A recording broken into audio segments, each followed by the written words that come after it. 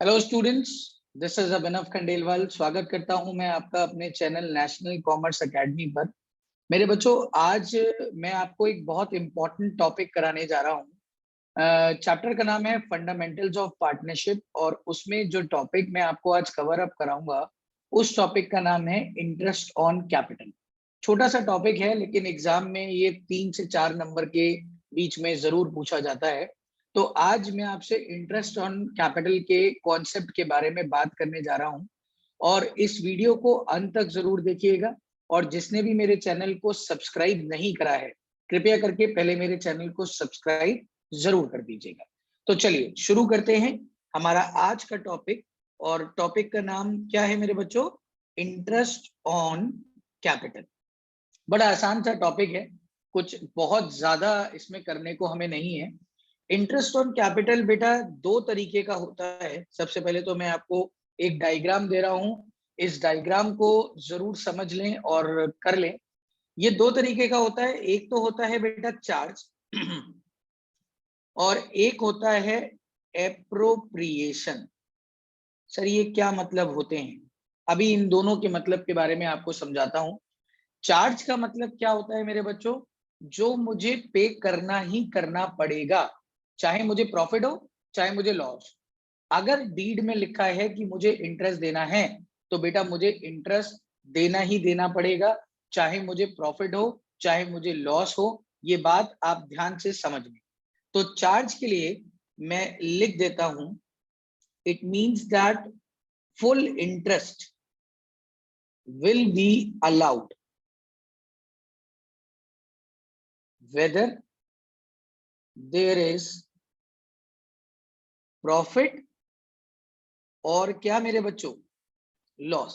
इससे कोई फर्क नहीं पड़ता कि प्रॉफिट हो या लॉस हो, हमें पूरा का पूरा इंटरेस्ट देना पड़ेगा। ये चार्ज आइटम है। और आपने क्लास 11th में पढ़ा है बेटा कि अगर कोई भी चार्ज आइटम होता है तो उसे हम लोग प्रॉफिट एंड लॉस अकाउंट में शो करते हैं।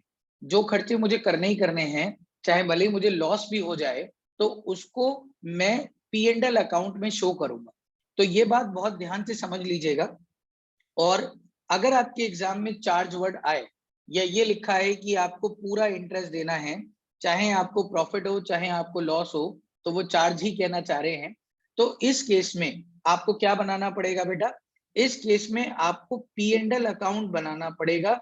इसके लिए आप बहुत ध्यान से समझ लीजिए, आप P&L एप्रोप्रिएशन बिल्कुल भी नहीं बनाने वाले हैं। ये बात सबको क्लियर हो गई है? चलिए आगे के टॉपिक पे शुरू करते हैं बेटा। आगे का टॉपिक है हमारा एप्रोप्रिएशन से रिलेटेड।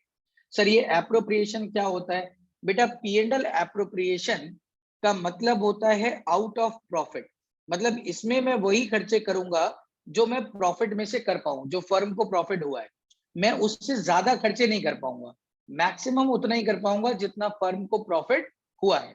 तो इसमें केसेस होते हैं, आइए आपको केसेस की तरफ ले चलते हैं। तो इंटरेस्ट ऑन कैपिटल अगर हम एप्रोप्रिएशन माने तो इसमें क्या केसेस होते हैं?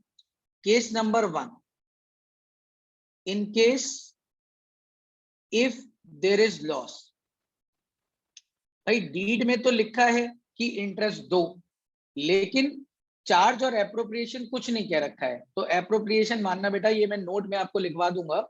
अब एप्रोप्रिएशन में मैंने आपको क्या बताया कि आपको किस में से इंटरेस्ट देना है? आपको मेरे बच्चों प्रॉफिट में से इंटरेस्ट देना है। अब आपको तो हो गया लॉस, तो जब फर्म को लॉस हो गया तो क्या फर्म कोई इंटरेस्ट पे कर पाएगी? नहीं।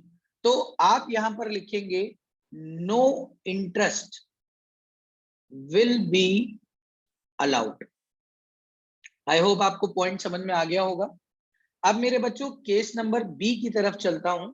Case number B, if profit आपका ज्यादा हो और इंटरेस्ट ऑन कैपिटल आपको कम देना हो। प्रॉफिट ज्यादा हो और इंटरेस्ट ऑन कैपिटल आपको क्या देना हो बेटा? कम देना हो। सपोज मैं कहता हूं कि प्रॉफिट तो पूरी दुकान को जो हुआ वो 12,000 हुआ और इंटरेस्ट जो फर्म को देना है वो 10,000 देना है। तो एप्रोप्रिएशन में तो प्रॉफिट में से ही देते हैं शायद। तो इस केस में मैं full interest will be allowed, मैं दे पाऊंगा, चाहे मुझे लॉस तो होगा ही नहीं। तो मैं प्रॉफिट में से ही पूरा का पूरा इंटरेस्ट पे कर दूंगा। Case number C, if profit is equal to interest on capital, अगर प्रॉफिट 12,000 का है और इंटरेस्ट मुझे 12,000 का ही 12,000 का ही इंटरेस्ट देना है, तो बेटा एप्रोप्रिएशन में अभी बताया मैंने कि प्रॉफिट में से देना है। अब प्रॉफिट जितना है उतना ही इंटरेस्ट देना है, तो इंटरेस्ट देने में कोई प्रॉब्लम होगी? नहीं होगी। तो सर इस केस में भी हम फुल इंटरेस्ट, वेरी गुड बच्चों, दे पाएंगे, विल बी अलाउड। अब आखिरी केस बड़ा ज्यादा इंपॉर्टेंट है बेटा, तो आखिरी केस को मैं नए पेज पर समझाता हूं और इस पे आप लोग इंपॉर्टेंट भी मार्क कर लेना। आखिरी केस है मेरे बच्चों केस नंबर डी, और ये कहता है क्या होगा अगर प्रॉफिट आपके पास कम हो और आपको इंटरेस्ट देना पड़े। सपोज प्रॉफिट तो 10,000 है और इंटरेस्ट ज्यादा देना पड़े, मतलब इंटरेस्ट 12,000 देना पड़े। तो इस केस में क्या करें सर? बेटा इंटरेस्ट मैक्सिमम उतना दे पाऊंगा जितना प्रॉफिट होगा।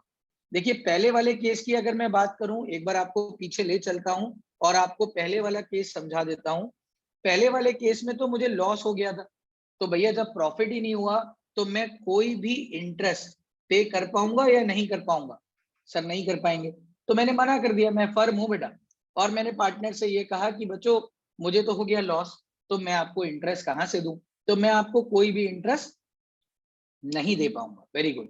दूसरे केस में फर्म को प्रॉफिट ज्यादा हुआ था, इंटरेस्ट कम देना था, तो पार्टनर कह रहे हैं सर अब तो जो वादा किया सो निभाना पड़ेगा, आप सलमान खान हैं, एक बार जो कमिटमेंट कर दें उसके बाद तो आप अपनी भी नहीं सुनेंगे, प्रॉफिट आपको ज्यादा हुआ है तो आप पूरा का पूरा इंटरेस्ट हमें पे कर दीजिए और हम आपको पूरा इंटरेस्ट पे कर देंगे। गुड।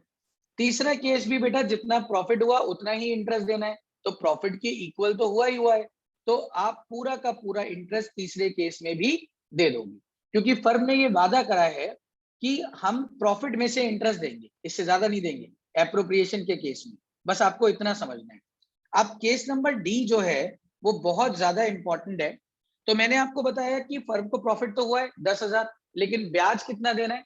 12। तो पार्टनर कह रहे हैं अब क्या करेंगे, आप तो सलमान खान थे, आपने जो कमिटमेंट करा है वो तो पूरा करना है। तो फर्म ने कहा देखो हमने कमिटमेंट क्या करा था कि जितना प्रॉफिट होगा उतना ही ब्याज दे पाएंगे, इससे ज्यादा दे पाएंगे? नहीं दे पाएंगे, कभी नहीं दे पाएंगे। तो इस केस में मैं एक नोट लिख देता हूं, इस केस में maximum interest will be given only to the extent of profit. जितना प्रॉफिट हुआ है उससे ज्यादा नहीं दे पाऊंगा, तो बेटा देना तो पड़ेगा इंटरेस्ट क्योंकि प्रॉफिट तो हुआ है। सो इस केस में मैं क्या करूंगा, profit will be distributed as interest on capital only, interest on capital के तौर पर बांट दूंगा इन कैपिटल रेशियो। और किस रेशियो में बांटूंगा मेरे बच्चों? कैपिटल के रेशियो में बांटूंगा। तो जो भी उनका कैपिटल का रेशियो होगा उस केस में मैं आपको इंटरेस्ट दे दूंगा, उतना इंटरेस्ट दे दूंगा। जैसे मैं आपको अगर एक एग्जांपल से ये वाला केस समझा पाऊं तो आप ध्यान से समझिएगा कि ए एंड बी दो लोग पार्टनर हैं और उनकी जो कैपिटल है वो बेटा 2 लाख एक की कैपिटल है और बी की कैपिटल है 1 लाख, तो टोटल कैपिटल तो 3 लाख हो गई। अब जो इंटरेस्ट हमें देना है वो सपोज करिए 10% देना है। कितना इंटरेस्ट देना है? 10%। तो अगर मैं दोनों की कैपिटल को ऐड कर लूं 2 लाख प्लस 1 लाख तो 3 लाख आती है, और अगर मैं 3 लाख का इंटरेस्ट निकालूं तो 30,000 हो गया। ये तो मुझे इंटरेस्ट देना है, लेकिन जो मुझे प्रॉफिट हुआ मेरे बच्चों वो प्रॉफिट हुआ है 9,000 रुपए और इंटरेस्ट कितना देना है? 30,000 रुपए। तो ये केस नंबर डी है कि प्रॉफिट आपको कम हुआ है और इंटरेस्ट आपको ज्यादा देना है। तो इस केस में आप जब पी एंड एल एप्रोप्रिएशन बनाओगे तो आप बाय नेट प्रॉफिट पहले लिख लो बच्चों, 9,000 हुआ है तो इंटरेस्ट देना पड़ेगा या नहीं, पहले ये बताओ। बिल्कुल देना पड़ेगा क्योंकि प्रॉफिट तो हुआ है। तो टू इंटरेस्ट ऑन कैपिटल, आप ए और बी को इंटरेस्ट देंगे लेकिन मैक्सिमम कितना देंगे? जितना आपको प्रॉफिट हुआ है, इससे ज्यादा तो दे ही नहीं सकते, यही तो बताया था मैंने आपको। तो इस केस में किसको कितना इंटरेस्ट मिलेगा? सर आप इस प्रॉफिट को कैपिटल के रेशियो में बांट देना, यानी 2:1 में। तो अगर आप 9,000 को 2:1 में बांटते हो तो इसका आंसर आएगा 6 और इसका आएगा 3। आपको प्रॉफिट रेशियो से कोई लेना देना नहीं। ये बात सबको क्लियर हो गई? अब एक आखिरी नोट लिख लीजिए बच्चों, आपका ये टॉपिक खत्म हो गया। Note, if there is no information regarding